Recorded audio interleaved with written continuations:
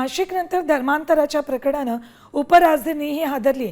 नागपुरात एका स्वयंसेवी संस्थेच्या आड धक्कादायक प्रकार उघड झालाय। या ठिकाणी तरुणींशी गैरवर्तनासह धर्मांतराचा सक्तीचा प्रयत्न करण्यात आलाय।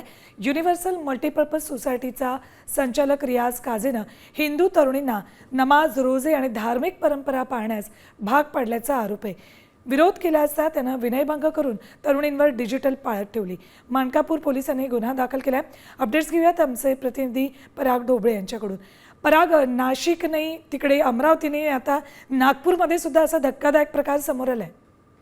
नक्कीच खरं तर हे धक्कादायकच म्हणावं लागेल। ज्या पद्धतीनं परधर्मीयांवर एखाद्या धर्माबद्दल दबाव टाकणे एक प्रकारचं कृत्य आहे आणि त्यानंतर लैंगिक शोषण किंवा अत्याचार अशासारख्या घटना समोर येत असताना नागपुरातही तशाच पद्धतीने काही तक्रारी ज्या आहेत ते तरुणींकडून करण्यात आला आहे। धर्मांतर सक्तीचा प्रयत्न होत असल्याचं गैरवर्तन करण्यात आलं अशी तक्रार करण्यात आली। त्यानंतर जे आहे मानकापूर पोलीस स्टेशनमध्ये गुन्हा दाखल झाला होता आणि युनिव्हर्सल मल्टीपर्पज सोसायटीचे नाव सगळं आडून हे सगळं सुरू होतं आणि त्यामध्ये आता एकाला अटक करण्यात आलेली आहे। नेमके काय दबाव टाकण्यात जात होते, काय प्रकार घडत होता, या सगळ्या संदर्भातला तपास जे आहे आता पोलीस करत आहे। ठीक, धन्यवाद पराग संपूर्ण माहितीसाठी। तर नागपुरातही धर्मांतरासाठी तरुणींवर दबाव टाकला जात होता। स्वयंसेवी संस्थेच्या आड धर्मांतराचे प्रकार सुरू होते। जर रोजे आणि नमाज पढण्यास नकार दिला तर या तरुणींचा विनयभंग केला जात होता। या प्रकरणी एकाला अटक केली आहे।